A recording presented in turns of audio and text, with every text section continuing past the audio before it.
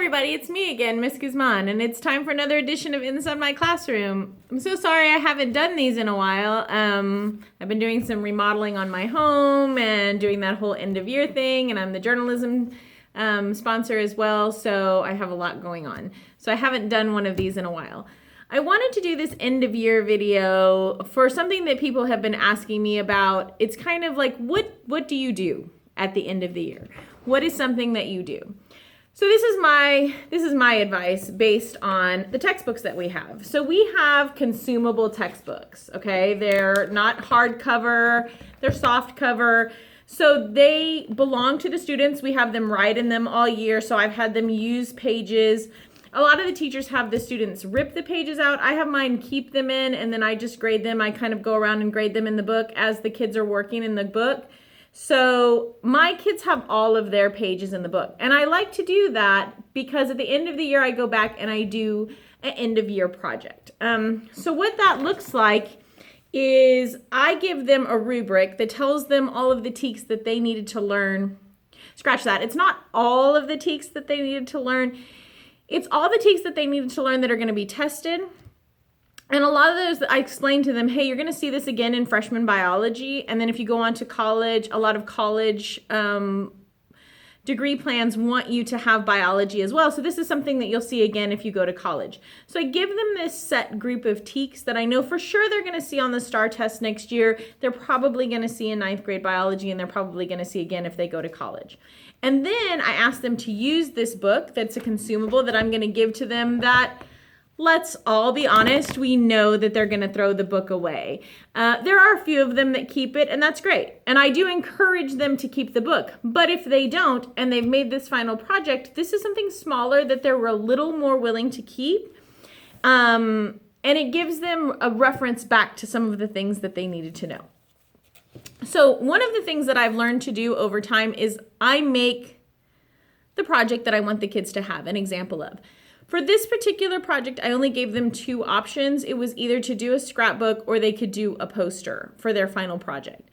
So I just did the scrapbook, and then I just kind of explained what a poster would look like. And it's basically the same as the scrapbook, only they do sections on the poster instead of pages in the book.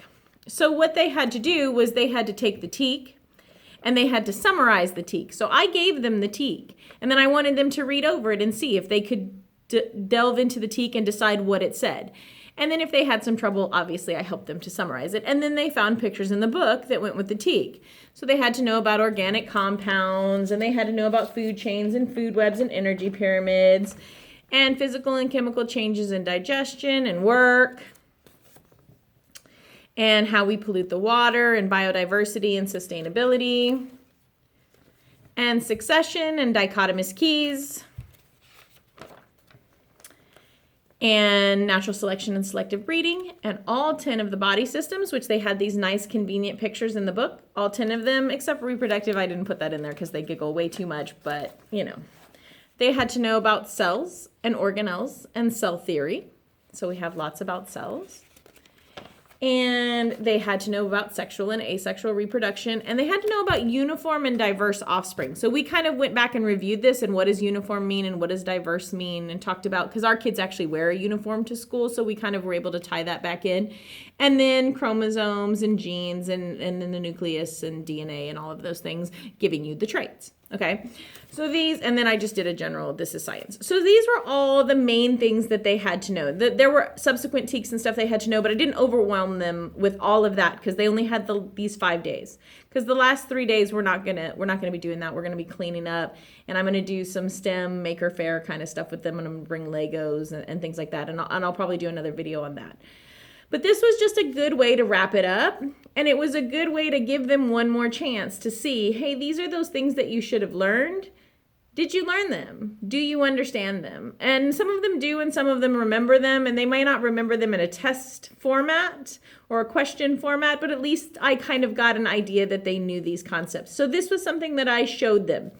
Now, this was something that I showed them today, Wednesday, and they started the project on Monday. So I personally prefer to have the expectation that they go a couple of days working on the project themselves before I give them this, because the tendency is for them to gravitate towards this and to do it exactly the way this is. So I like for them to try. Now I'm always there when they're trying, and I'm always there to give help and to prod them along a little bit and to say, well, what do you think that means? And for some of my lower kids on the teaks, I gave them the list of the teaks. I highlighted words like succession, organelles, and they can look back into the glossary and they can go find a definition and they can find what page it's on, or they can look in the index. So they know basically how to use a book, and some of them don't, and I teach them how to do that as well. So it gives them good chances to try to use the book. Oh, sorry, teacher thumb. Yes, I've been using markers today. It gives them good chances to try to use the book again and see, hey, how do I locate information in the book? It gives them one more chance to look over the information that they should have learned and get visuals and to do some writing about it and kind of get that into their brains one more time. And then it kind of like just ties the year together for them.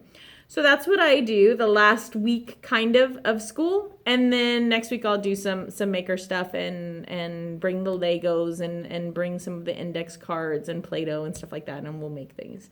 So that's what I'm doing in 7th grade science. And this is Inside My Classroom. I'm Colleen Guzman. I hope you liked my idea. Please send me some more suggestions. Thanks. Have a good day.